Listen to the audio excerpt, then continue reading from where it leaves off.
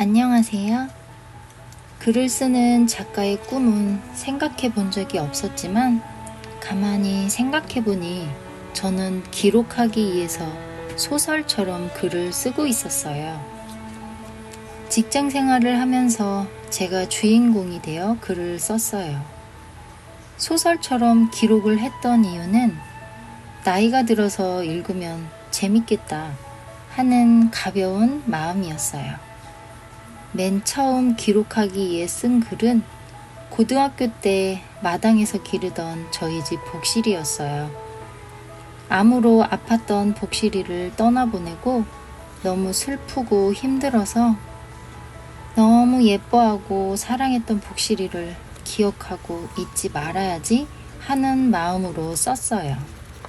주인공 이름을 정하고 목차도 만들어서 200자 원고지에 100장 넘게 복실이를 처음 만났던 순간부터 헤어짐까지 동화책처럼 글을 썼어요.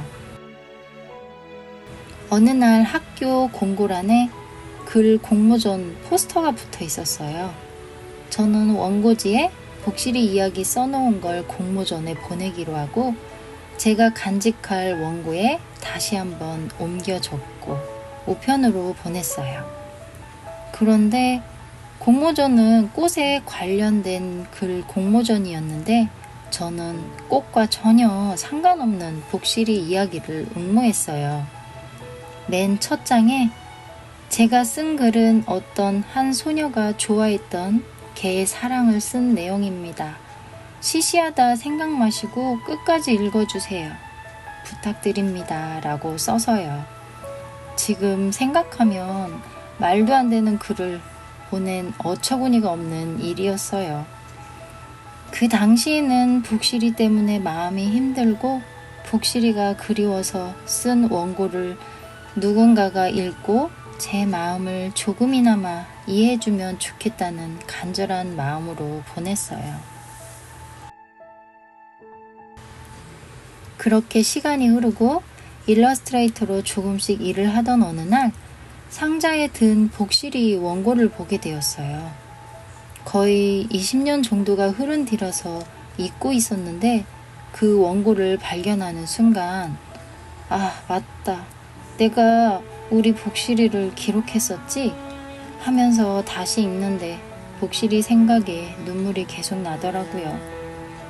학창 시절에는 사람보다 강아지를 더 좋아했었고 복실이 벼룩이 저에게 옮겨 엄마에게 혼나서 몰래 복실이를 데리고 놀기도 하고 학교 갈 때마다 이뻐 죽겠다고 꼭 끌어안아주면 엄마의 고함 소리가 들려 재빠르게 달리기를 하기도 했었어요.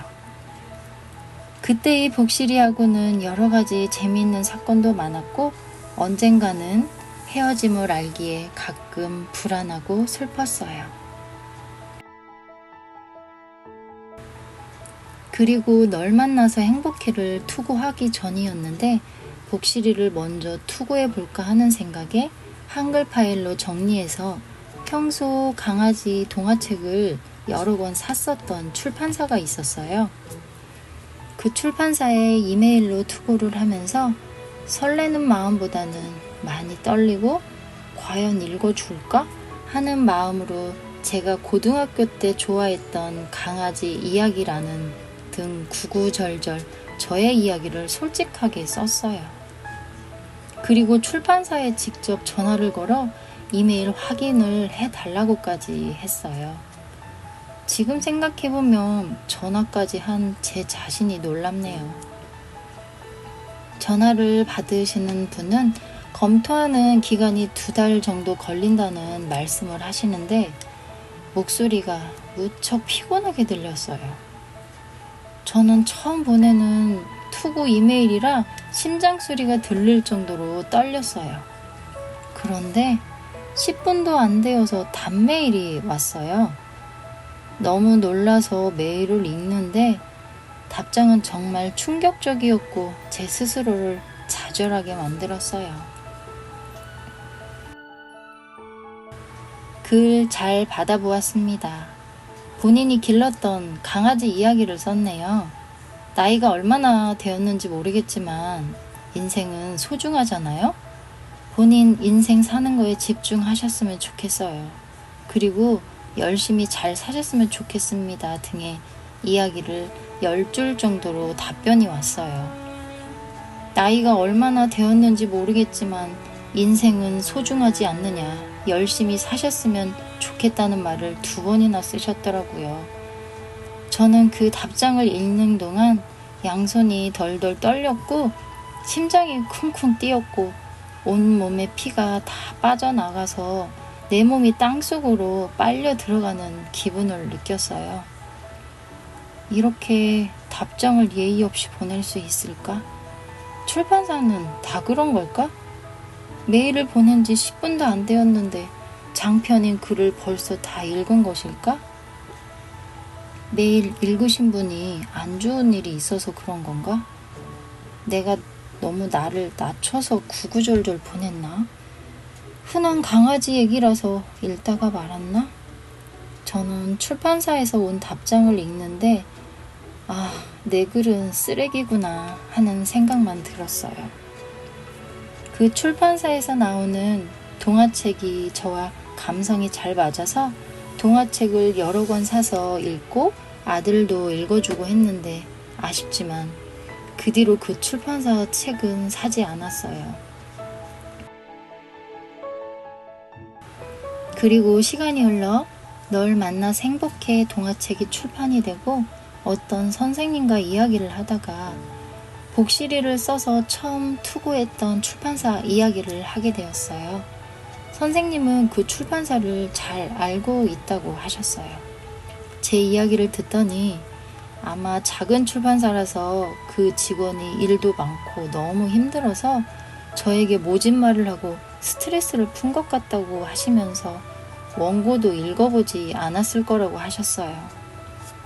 그리고 투고할 때는 본인 이야기를 하지 않는 게 좋다고 하셨어요. 그렇잖아도 처음 투고했을 때 상처 후유증이 너무 커서 널 만나서 행복해를 투고할 때부터는 그림책 투고합니다. 검토 부탁드립니다. 감사합니다. 이 말만 쓰고 있어요. 그 편집장님 입장에서 생각해보면 일은 많고 들어오는 투고 원고가 많으니까 너무 힘들었을 거예요.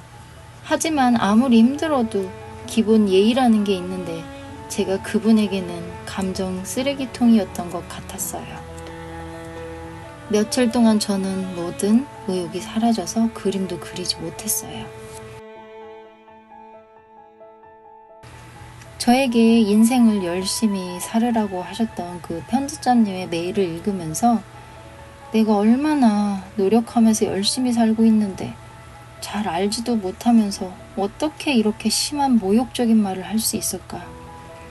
말의 힘이 얼마나 무거우면서 무섭고 사람을 아무것도 할 수 없게 만들어 버릴 수 있는지 살면서 느끼고 있지만 그때 절실히 다시 한번 느꼈어요.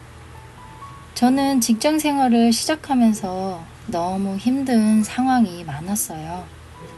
그래서 어느 순간부터는 항상 입장을 바꿔서 생각을 하고 있어요.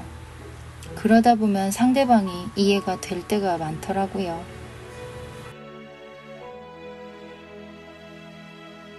그 뒤로 상처받는 말에 더 단단해지도록 노력하고 마음에 담아두지 말고 흘려보내는 연습을 하니까 마치 심장이 얇은 반패막이 생긴 것처럼 아픈 말에는 그래, 그럴 수도 있지 또는 그 사람은 그 정도의 사람이지 하면서 담담해졌어요.